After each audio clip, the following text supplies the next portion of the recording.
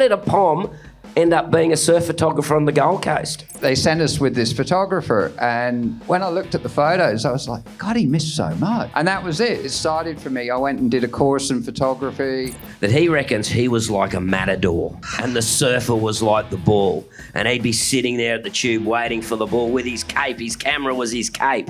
That's Marty, the penguin, the mad penguin. But if you have to budget, you kind of have to learn how to like live with less, and that's amazing, like an amazing life lesson. I was just following a wave for too long, testing my limits. Luckily, it was only like 2-3 foot, but like it just ripped out of my arms. When I'm surfing, I try not to think about the photographers. I think that's like a big thing for me. If I'm still really young, like I'm in this for the long run, so I just want to be as safe as I can. And I grabbed her camera and I gave her my board and I was like, okay, now you're gonna go get barreled.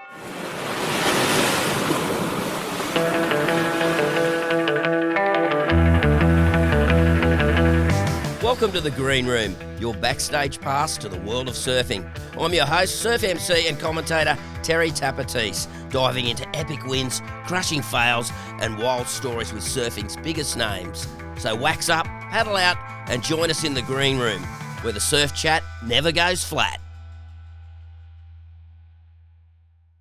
Good evening, ladies and gentlemen. Welcome to the Green Room, live from Flotsam. And a couple of guests I've got here tonight, and our live audience, massive audience out there. I don't know how we can all get through, but I tell you what, we've got a few guests here. Our first guest, born in the UK and has been part of the Gold Coast surf scene since ever I remember. His photos have graced the pages of all the major magazines in Australia and throughout the world.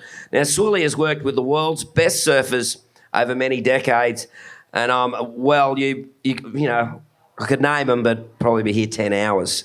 But True. That's true, yeah. And but he's had them in his viewfinder. You name them, they're in his viewfinder. He knows the breaks of the Gold Coast like no other, and these shots have that certain je ne sais quoi, and that is the true quality of a true artist. Now, welcome, Simon Williams. Thank you so much, Tap. I don't know after that intro if I can actually really live up to it, but it's pretty good. I'll go with it. Well, we've gone from age now to beauty. Our first guest there, Shannon Hayes, is a young lady I've known since she was about 16 years old when I was in Burleigh Board Riders, and she did a grade 11 school video project on me. And now she's filming the world's best surfers swimming at Pipeline, and has made a great movie as well. I tell you what, this young lady has gone a long way in a very short time and has made a great film called 22 with Annie De Santos here. So welcome, Shannon. Thanks, Tappa. Thanks for having me again on your podcast. How cool. It's great to have you here. And now we've got the artist and we've got the muse. Annie De Santos, what a charger this young lady is. I first came across Annie when she was doing like some QS and junior surfing, and a great little surfer, and since then has blossomed into such a charger, probably one of the most charging women on the circuit. And of course she is the subject of Shannon's film. They're a great little couple, had a girl's own adventure in Indonesia, and now they've had another one there, another adventure as well, which will be a new film called Harmony coming out. Welcome to the Green Room, Annie. Thank you for having me. No worries, Annie De Santos. Now, we'll start with Swilly. Now, Swilly, long-time Gold Coast local. You still have that accent, mate. How did a pom end up being a surf photographer on the Gold Coast? Well, I'm actually born and bred in a little town called St Agnes in Cornwall. And it's a surfing village, you know, like it's really fundamentally everybody surfs sort of thing and fishes. Everything's based around the ocean. The only problem is it's freezing cold. So I was from 10 years old, I was down there on the flotina and just out there, and then I went from that to a cut-off mal and then started surfing, and yeah, I loved it. And the very first time we got, I think the first Boardmasters, and Rabbit and Glenn Winton and Shane Aran all came, and I'll talk about starstruck. I remember sitting on the cliffs at my local down there watching them, just going, wow, this is amazing.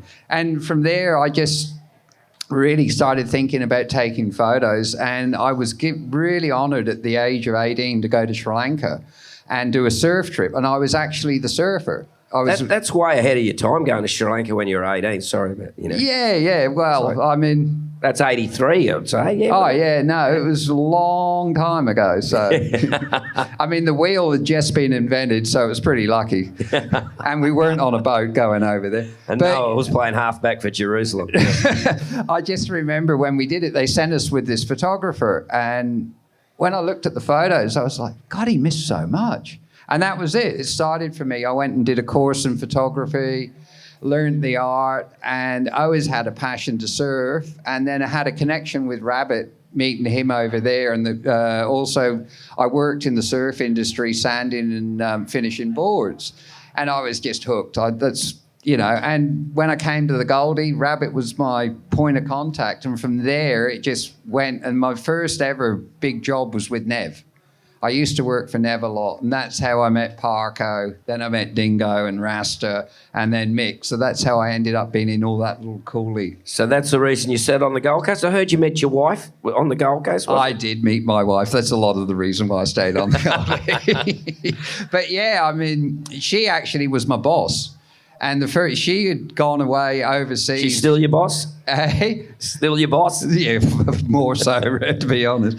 But yeah, she'd gone away overseas on, would you believe it, with her fiancé. They were about to get married. She came back and heard about this POM that was taking photos for this company that was just stuffing up and spending too much money on film. So she went to fire me, and instead of firing me, took me out to lunch, and I'm here. That's pretty cool. Now, mate, you get some really unique angles of your photography. I've seen some of your shots. Now, of course, you mostly do stills. Shannon does the video. But, mate, some of the angles you get where I know you can't disclose some of those angles, but shots of Burley, shots of D-Bar, do you go looking for those angles, or do you just all of a sudden they come into your head? No, I'm a background person, and Shannon probably the difference between how Shannon will shoot and I'll shoot is Shannon's got to really get it from start to finish. I do as well to a point, but I'm really capturing a moment where she's capturing the whole feeling and the energy of the wave. So we both tend to shoot in different ways, and for me, I kind of, when I'm shooting straight surf with just blank ocean, it feels to me it's boring. You know, I want to put something in front of it. I want to put something behind it. So whenever I get to the beach, I'm sort of looking around at cliffs going, can I climb that and stick my head through that tree? And I love that about like your shots too. It's so beautiful. Oh, yeah, but thank you. But you know what I mean? Like what you try to do really is create layers. So if you can create a foreground and a background, the whole shot becomes alive. So yeah, I think I go to the beach with the thought of I'm always looking for something new, you know? Well, that's like when you were shooting Lobby and Toves there, and then all of a sudden you get, okay, I'm off. And you were off to get another angle, which I can't tell people where it is. But you got that angle of Burley Point from another place, and that was just something different that nobody has. Yeah, but I mean, that's the way we all look at it, you know, I think. It's like when you look at all those guys, and Shannon will agree with me, but you go down to D-Bar and there's, you know, North Shore, anywhere, walls of photographers and videos. Walls, and it's so nice to just think creatively, like how can I not get the same shot as 20 other people? But then say if you're working with an athlete, they might say, like, I need the whole wave, don't miss it, don't go walking around. But for photography, it's like crucial to get the shot, everything lines in together. Oh, yeah. I mean, we work on the same principle, but I don't know about you, but I've noticed this a few times. Like, I'll go off and sit somewhere or do something stupid, and you look at around and you'll see videographers or other people looking at you going, what's he doing over there? Where's he going? Why is he shooting that? Maybe because I don't explore like you do. Yeah, I mean, I'm like one of those little rock animals at D-Bar. You won't see me, but I'm in there somewhere in the pandanus. I love it. Gordo the Great was one great for doing that, finding the unique angle. Now, mate, you shot from land, you shoot from water, you shoot from a jet ski, boats. What's your favourite place to actually shoot from? What you mean as in where do I really... Where, like water from a craft or from land, or does it matter? Doesn't really matter? I think, to be honest, and Shan will tell you the same thing, there's something about swimming, you know? Yeah. Like, I like the fact that you never know what you're going to get. Even if you are in the right spot, you don't know if there's going to be anything on your port. And also, there's those moments that you don't expect to happen, you know, like that flare in light, or that maybe one drop of water that suddenly turns into a prism in the air, and you go like, wow. Well, see, that's something different that you would have experienced to Shannon, and is that the you would have started with film. Oh, yeah. Like if you got 48 shots you sent off to the developer, how many shots would you expect out of that 48 shots? Like a couple of rolls of film. Well, I mean, I'll give you some idea. Like, the other thing is, we go out with 36 frames, yeah? Yeah. And you know, it's not like, I mean, we used to work off drives that was 4 frames a second, you know, boom, boom. So you're sort of standing there going, right, and you kind of get one shot. But it always seemed to work out that the best tube came at the end of the roll of the film. And then the other problem was, in those days, I used to find I had multiple housings loaded with film. So I'd have 3 setups of the same camera. Would you just like run in, grab the other one, and turn it on? Yeah. Wow. Yeah. So I mean, good. as Tapp will tell you, how was Marty Tullemans in his day? Marty... Oh, you know what the best thing Marty used to tell me? I've seen this quote from Marty, that he reckons he was like a matador. And the surfer was like the bull. And he'd be sitting there at the tube waiting for the bull with his cape. His camera was his cape. That's Marty, the penguin, the mad penguin. But he could really get some shots, couldn't he, Marty? Oh, I mean, Marty designed this thing that looked like a clubby surfboard. And he'd paddle out at Kira and he'd have 4 cameras strapped to it. Whoa. Yeah, and he used to shoot with a Canon we used to shoot a 125mm lens, and he'd have 4 of them all strapped up, and he'd sit out there, and you used to see his little legs going with his fins and this board going over a set. You'd be going, oh my God, Marty. But hey, he really started it. Like, he was one of the biggest influences in my life. He helped me out so much. And he really started, he was one of the original pioneers of water photography. Yeah, he was a pioneer in many areas in his shots of clay. I'd just like to bring Annie into this now. Annie, as a surfer, right, you're the one who is the subject of it. What's your relationship like, say, with Shannon and other photographers? How does that work for you? 2 people, it's kind of like this magical moment where it's not just you. It's like I have to connect with myself and with the ocean, and then Shannon has to connect with her craft.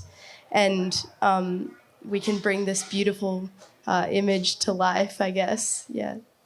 Oh, that's cool. And as a surfer, how important, like for yourself, has the collaboration with Shannon been? Yeah, it's been amazing. Like, it's so good to have also a female filmmaker, like, because I feel like I've worked with a lot of males, and it's amazing. Like, everyone's so talented in the industry, but I feel like we forged this, like, friendship that goes a little bit deeper than I've had with anyone else. And always being surrounded by men in the industry. It's like just a little special thing, like to have more girls doing it. And it's really inspiring because, you know, there's not many like girl filmmakers out there. So it's cool to see someone that I care about like doing so well in her career and stuff. Now, you're out in the massive stuff. Shannon comes out there swimming. Do you ever like have to worry about Shannon? Because you've got to worry about yourself, but what about Shannon? Swilly would know that. You've probably had some hairy moments over the years, you two. I have like an idea that maybe someday I'll get to go to one of the big swell chasing moments where Annie's just like going down a wave like Jaws and I'm like sitting there on a ski or something, maybe swimming. But at this stage, we haven't done too many sketchy moments. No, we haven't. I feel like we're easing into things, which is nice. Yeah. Like we started with Indo, and then last year we got some pretty sick, like maybe like 6-foot pits in Fiji. So that's the new project that's coming out. And yeah, I think that was the biggest surf we've been in together. Yeah. And it was pretty special. We scored. And how'd you go there, Shannon? No visits to the reef? Luckily not. I actually had a near camera loss at Indonesia. Oh, I've done that. Where I was just following a wave for too long, testing my limits. Luckily, it was only like 2-3 foot, but like it just ripped out of my arms. Thank God for the little like second strap. Yeah. And I was thinking, okay, that's my limits. What about you, mate? How many? You lost a few cameras over the years? Yeah, well, I found them. But I've actually I lost one out at Snapper, and Dingo found it for me. And I think the worst problems I've had, though, is I've had a few hairy moments. Like, you know, when you're out in like 6 to 8 feet and you're thinking this is in the zone, and all of a sudden out of nowhere a 12-foot set comes through and you're like, "Whoa." Yeah, that's when you kind of get those life moments. You remember all your family, what you've been doing, your cat and your dog, and you just dive going, I hope I come up. I picture it as like a battery, and then when you see sets like that, you're like, oh, I'm pushing down to 15%, and I don't know how much longer I got. I did one at P-Pass quite a few years ago when I don't know if you remember Tyler Wright was there. Oh, yeah.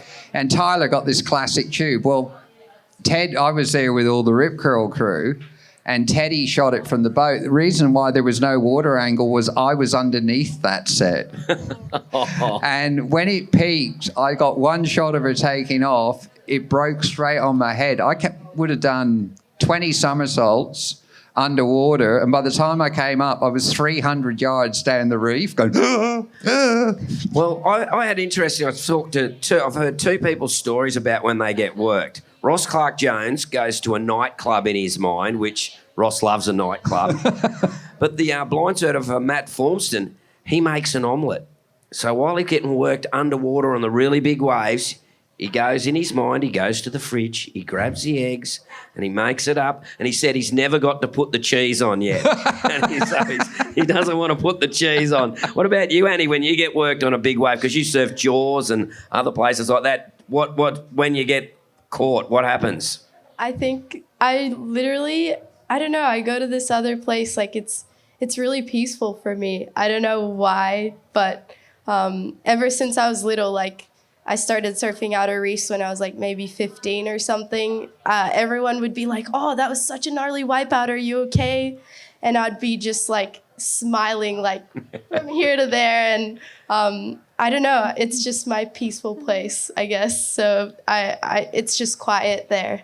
Yeah, I suppose, well, that's the thing. You want to not waste energy. You want to be don't panic. Yeah, don't panic. Yeah, that's it fully. Now, your first film, Used to Girls, was, of course, 22, because you were both 22. Girls Own Adventure. Now, Shannon's told me before how much fun it was. Same for you, Annie, that travel around, the two of you? Yeah, it was great. Like, we got to go to so many different places in Indonesia that I hadn't been to before. We actually went on a sailboat for the first time together, and it was kind of the reason why we actually got to go on the Harmony trip on a sailboat, because someone saw that video and invited us on their sailboat. So I was like, yeah, it's pretty cool. It's opened up huge opportunities for us. And so the new film is called Harmony, Shannon? That's what it's called? That's correct. We were tossing up on a few names, but that one became more fitting throughout the trip. How did the name Harmony come about? Do you girls sing or something? Or do you is there a new singing group singing coming on my end.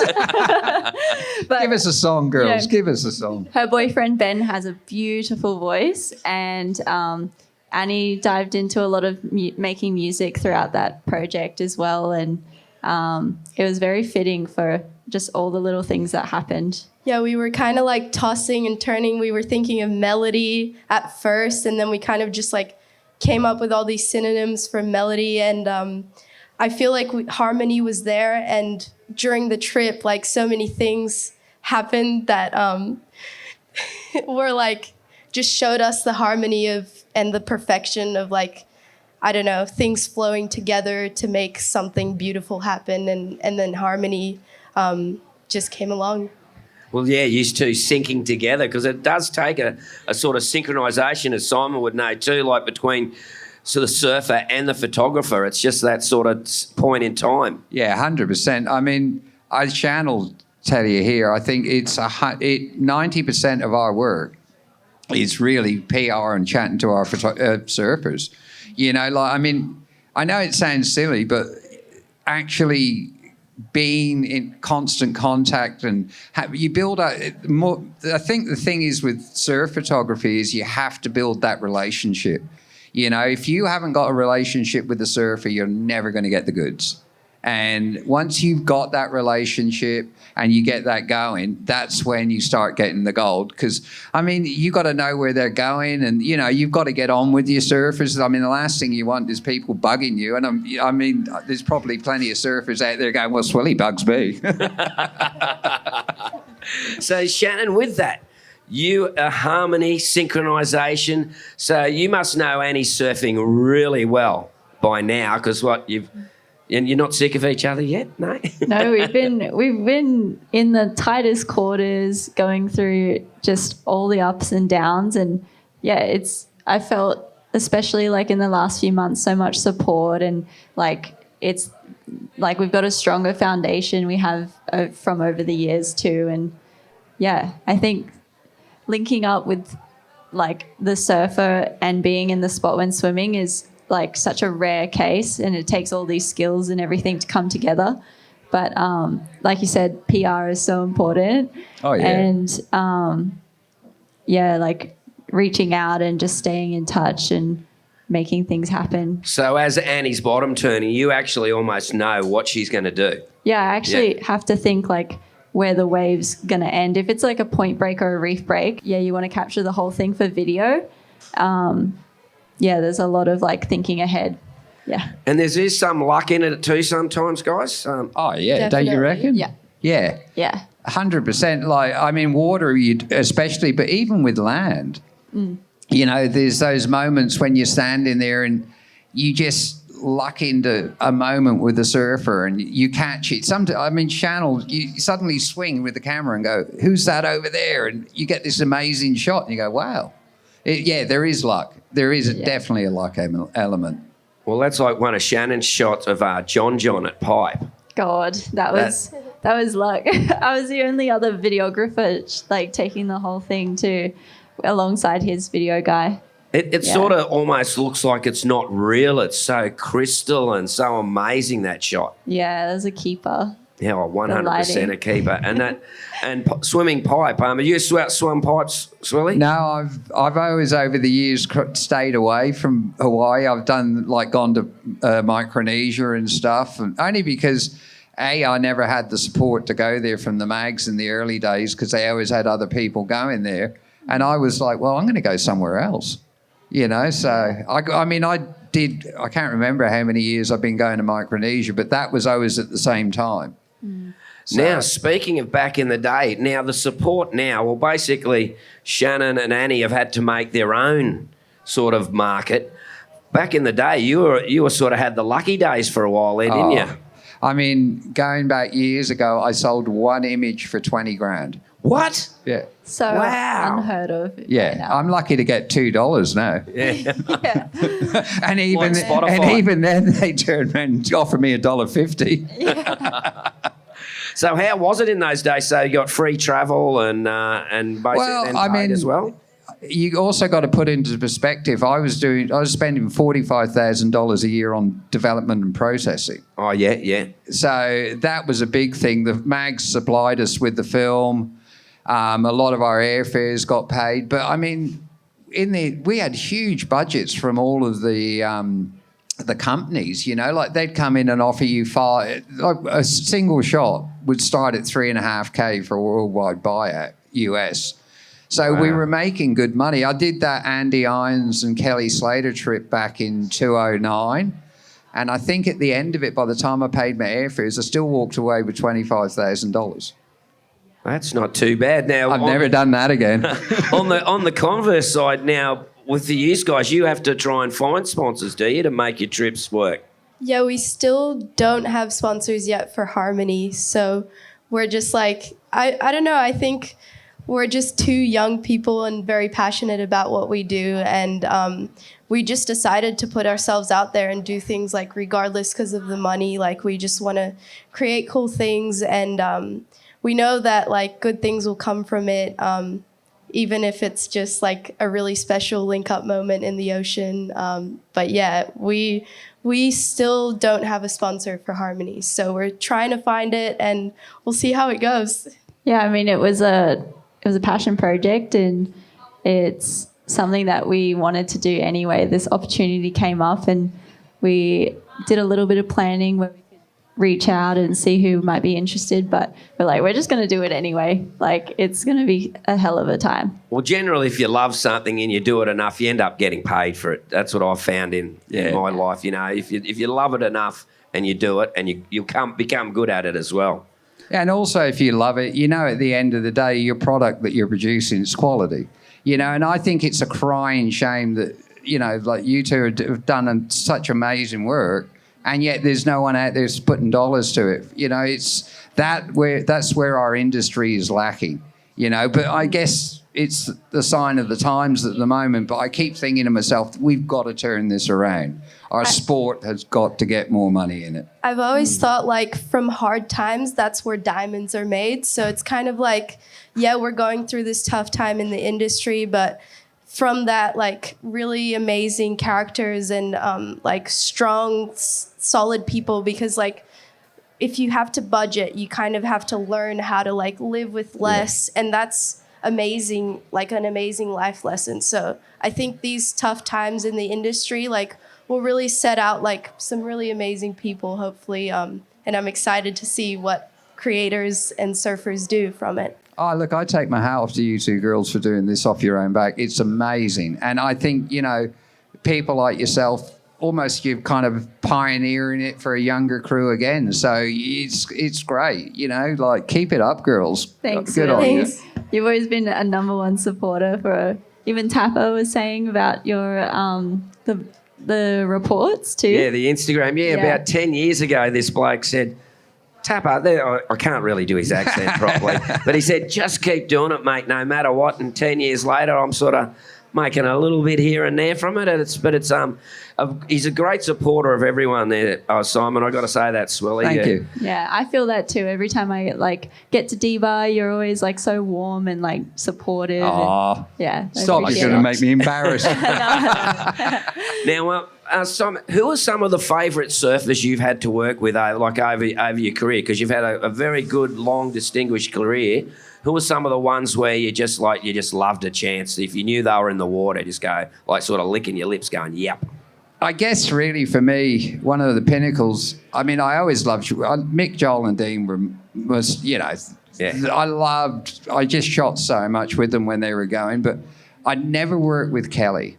I'd always done bits and bobs, and when we did the P-Pass trip with Ross and Kelly and Andy, and I'd never worked with Andy either at that point. And for me to be sitting on a boat looking at Andy Irons and Kelly Slater sitting by the side of me, I was just like a young kid, just frothing out completely. Yeah. I was almost like freaking out. But yeah, I mean, I think, you know what I do love is I love the aerialists, like the Chippers and the Matt Miolas as well, because you never know what they're going to do. It's like... Even, Reef Hazelwood, whenever I'm shooting him on video and then he does something crazy, I'm like, whoa. Okay. He's so fast. Yeah. But don't you think with people like that, you almost feel like you cannot take your eyes off them for 1 second, because they might, if you do, they might go and do like a 780 on you or something that's never been done. Yeah.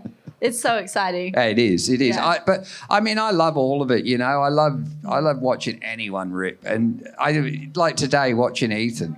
It's such a pleasure watching a fluid surfer. Yeah, and just ripping the bag out of it, and you go, oh, why couldn't I surf like that? So, from all of you, what do you think makes a surf moment worth capturing? Is it the light? Is it the time? Is it the surfer? What makes it worth capturing? Have to be light, wouldn't it? Light, good conditions, blue water. Yeah, I think light's huge. Like, anytime the cloud comes over and I just look back on the computer, it doesn't do it justice. It's like those days you shoot when it's really cloudy. You go, why did I go there? I used to, I don't know. It definitely changes. Depends on your, like, idea as well. Now, Annie, you were saying as a surfer, you just do your thing. Are you ever actually aware of where Shannon is when you're actually out there surfing? You're kind of aware still where she is? Sometimes, like, usually not. And then sometimes she'll just pop up out of nowhere and I'm like, oh, okay. Like, nearly run her let's over. not kill each other right now. Do you order her around? I've had a few surfers that I used to work a lot with Asher. And Asher was so brilliant in the water to work with, but he would always be out there going, Over here, down really? there. Do you do that? I don't know. But you know what? Every time he told me to go somewhere, he'd go, I want to do this. Why don't we try this? I'd get it. And he was so brilliant to work with. If anything, I think I order her. So Shannon's the boss here. I was going to find out that When it comes Shannon's to the a boss. short idea, I'm like, yeah. I love that. You're telling the talent where to go. Well, so you should really, but yeah, I think it's a bit of both because especially when you're swimming, you know, like you may take off that and go, she keeps missing the section. Is on a reef break, so you got to like go to them as they paddle out. Did you get barreled down there? And they're like, "Oh, I got the tube of my life," and you're like, "Oh, all right, better go down the line." Yeah, definitely a team progress. Teamwork all the way. Yeah. That's pretty awesome, guys, to hear all of this stuff. I'm actually, very interested. Now, there's one bloke you guys know who gets some very unusual shots, and do you guys ever look for those unusual shots? That's Wilbur. Mark Wilson. He gets some of the most unusual shots, but they're amazing. And I know he's got a lot of time for you, Shannon, too. Yeah, Wilbur's one of those like core burly photographers that when I started surfing every day, he was the man, and like just to feel his support too is so cool. Just picking up the camera and him cheering me on. And actually, I wish he was here today.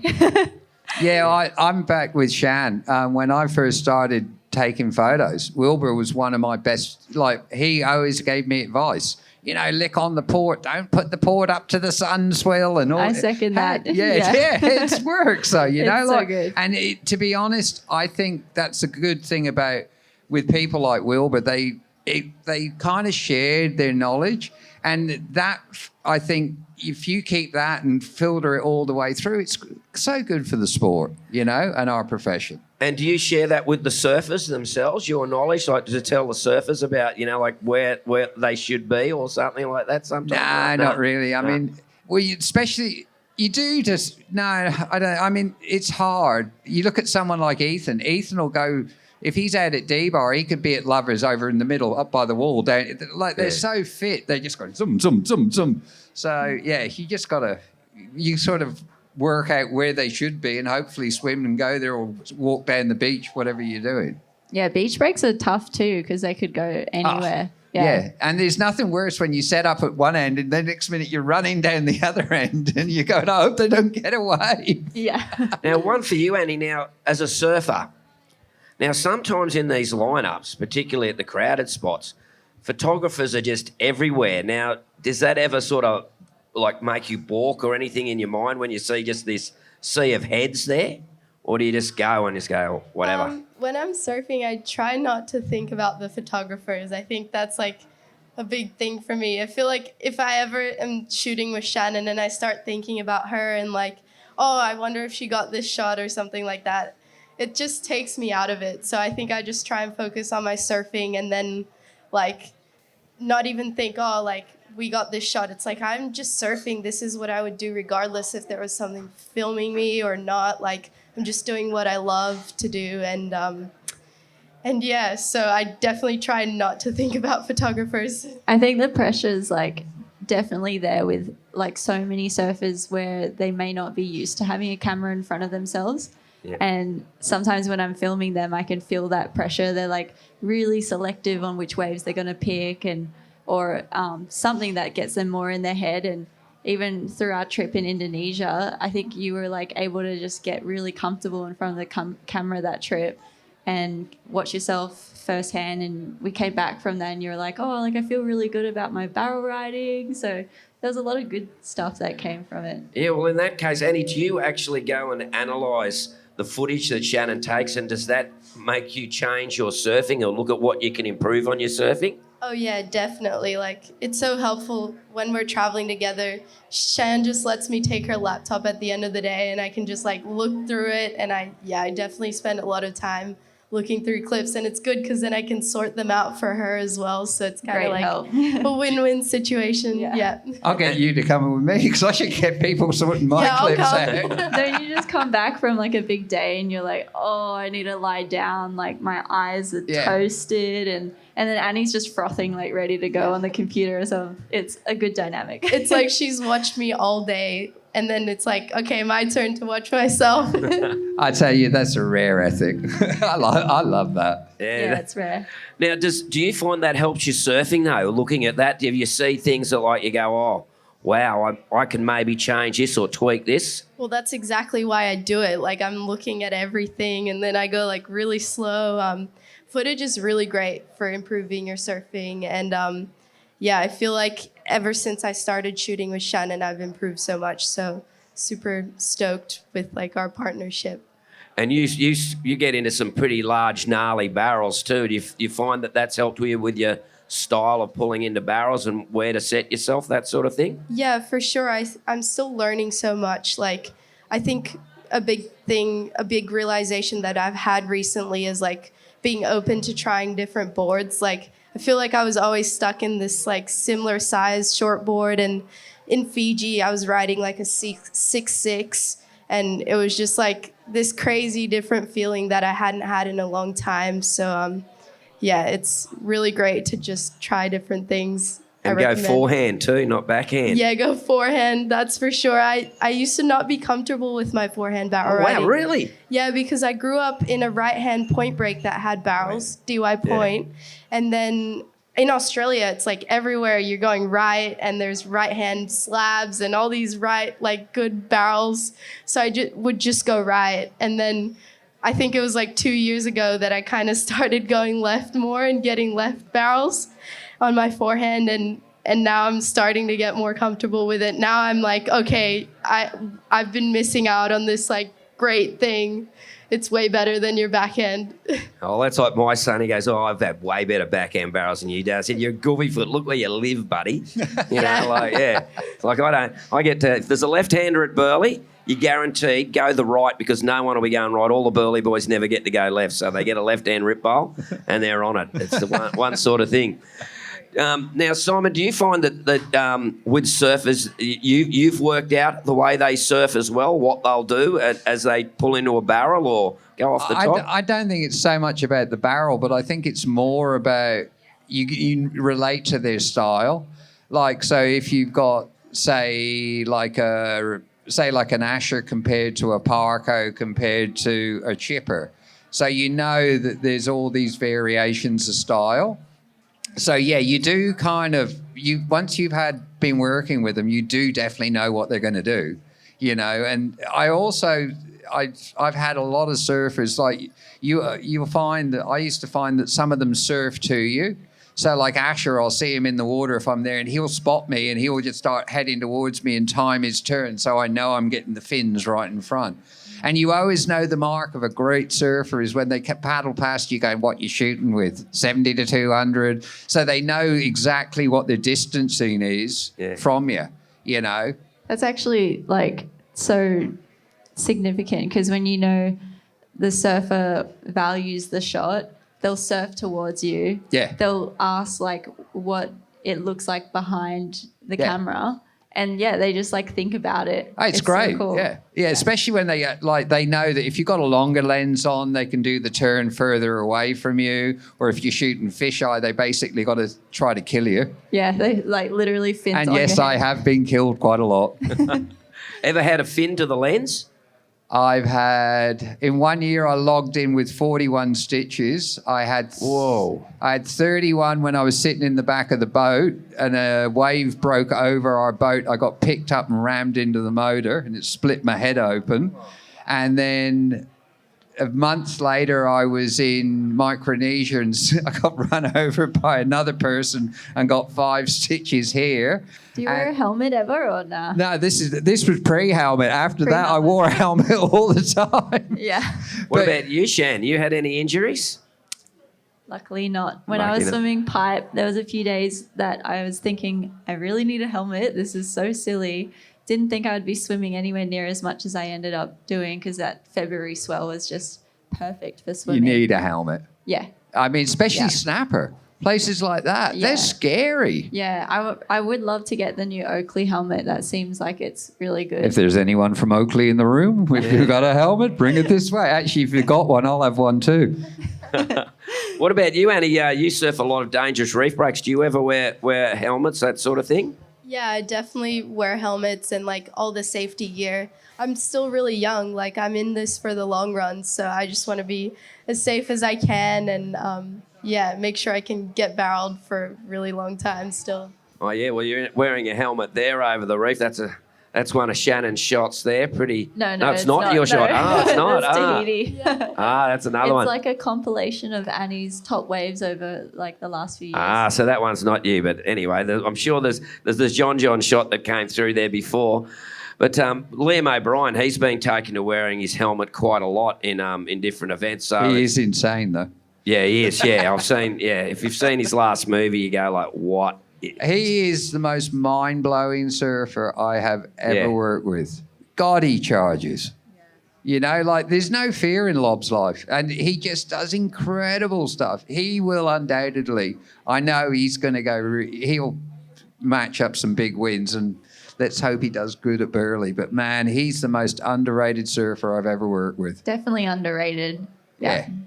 Airs. I love his rail game.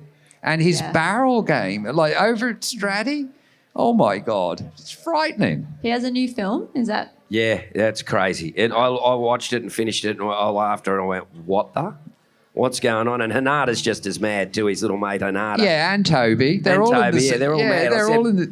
I said, what was in the water at Burley? Did we put something in your drink at Board Riders one day? I reckon someone peed round the corner and it came round and they've all had a bit of it.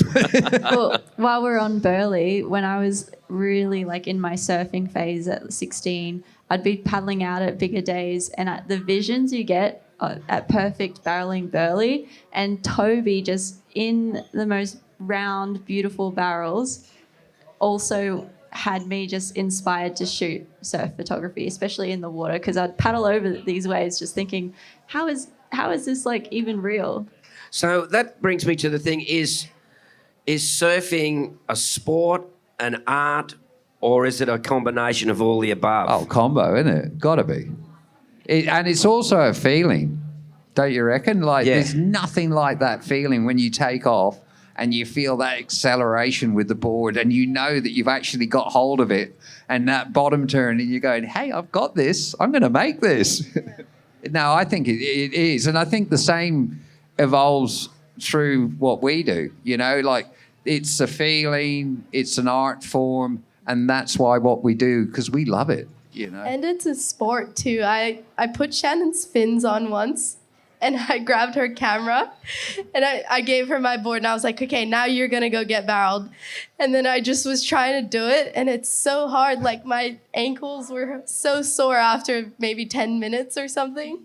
And I consider myself like, you know, half decently fit. Yeah. And he's and really I couldn't fit. do it. It's a different type of fitness. Yeah, it is. Swim fit's weird, isn't it? And also that bit where you do a lot of time treading water as well, obviously. And it's a combination of that. I don't know. It's hard to explain, but being swim fit is different. You can go to the gym every day. It won't make any difference. You got to swim out there. And also getting rolled by waves. Like how do it's like all very well when you're on a board and you go under, but when you dive, yes, we can get under waves quicker sometimes, but man, we get thrown around, don't we? Yeah, for sure. And so do you ever do any stretches before you go out and swim and all that stuff? Oh yeah, guys? Yeah. When you get to my age, if you don't stretch, something falls off. When I was swimming Hawaii a lot, I was lapping on magnesium oil on my calves to prevent, cramps. Oh yeah. And that was like literally saving me. Yeah. I've asked you this question before, Shannon, but what is it like actually swimming at Pipe? Because I know there's a lot of photographers out there and you've actually got to the stage where you're accepted in the lineup. What's it like at Pipe? The scariest bit's just getting out and getting in. For me personally is like timing it. There's, what's the name? That other sandbank that closes out if you miss it. Yep. I'm lost for names, but basically there's a little gap you have to get through and then you're out there. But paddling over to the lineup for my first swim, I was a little nervous seeing the crowd and who I might know or how I'll be welcomed in. And Krista Funk is one of the girls that leads the lineup with all the guys, and she's basically one of the bros too, which is so cool. And she turned around with big smiles. 2 other guys turned around with big smiles, and they're usually at the front of the line. So I felt like welcomed, like in like the best way possible. So you're in the pecking order. Yes. But then I still, in the middle, still in the back. Yeah. Halfway down the bus. Yeah. It probably helped being a girl as well. Like if that'd been a male, you would have been back of the line. Yeah, like any new faces, they're kind of like, who are you? Yeah, Back of the line. back of the line. So, Swilly, what about with you when you're swimming? Is there a kind of pecking order out at Snapper and all that, or is it just helter-skelter? Yeah, I mean, Shieldsy's always out. Like, he's just pretty much lives in the water. And then we've got, there's like a bunch of us that are regulars there. And I think the sweep too, like, allows it to shift.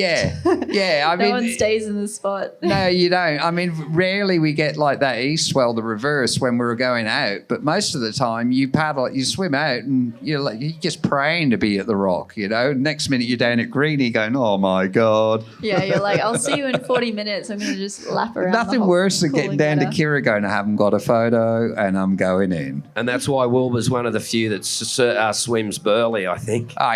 Wilbur told me the other day he goes down there with a wire brush on the flat days and cleans the moss off. Just to get out there. Now, favourite surfers you've worked with Shannon, and I believe you're working with a few of the pros as well. Favourite surfers? Well, Annie, yes, of course. The movie Harmony and 22. Check those out, folks. And that, yeah. Yes. Favourite surfers worked with. I honestly really enjoyed working with Moana. We had like a good 3 months, and who's that? Just for the people out there. Moana Jones. Yeah. She's the pipe master. Yeah, the pipe master. So it was really rad just seeing her and her element, and like through her gave me the big opportunity to stay over there for such a long time. And I'm trying to think. I definitely love just how unpredictable shooting Reef would be, because he's one of the few aerialists and understands filming, and that was a lot of fun. I don't know, there's just so many cool opportunities in surfers. Like, I love shooting them all. Now, we're starting to run out of time, so we're going to get just one more subject, I think. Where do you see filmmaking, surf filmmaking, and the photography going in the future? Because we're digital at the moment. Is there going to be something else?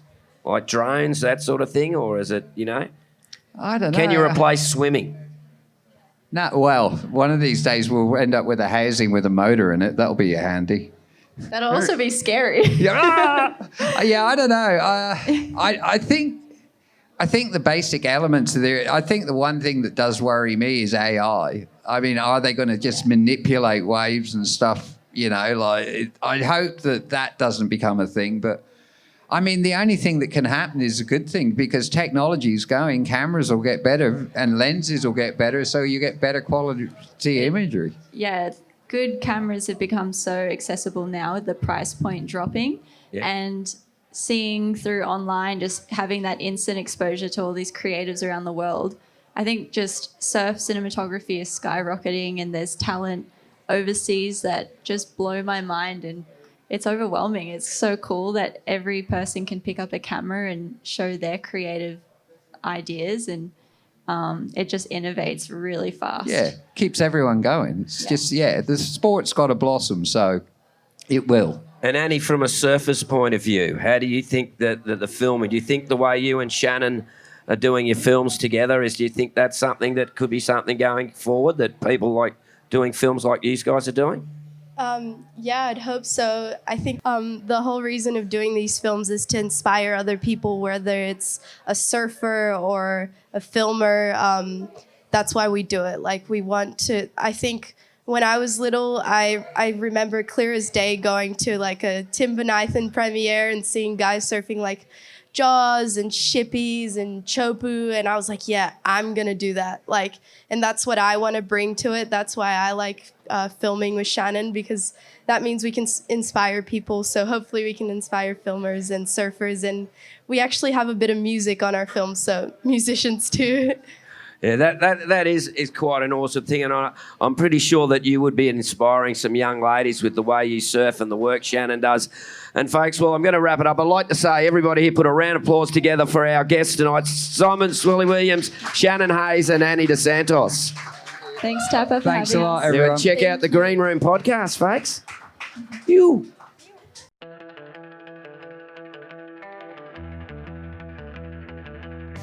Thanks for tuning into The Green Room. A big thank you to our guests for sharing their stories and insights, our producer Sarah, and Podfire for bringing this podcast to life.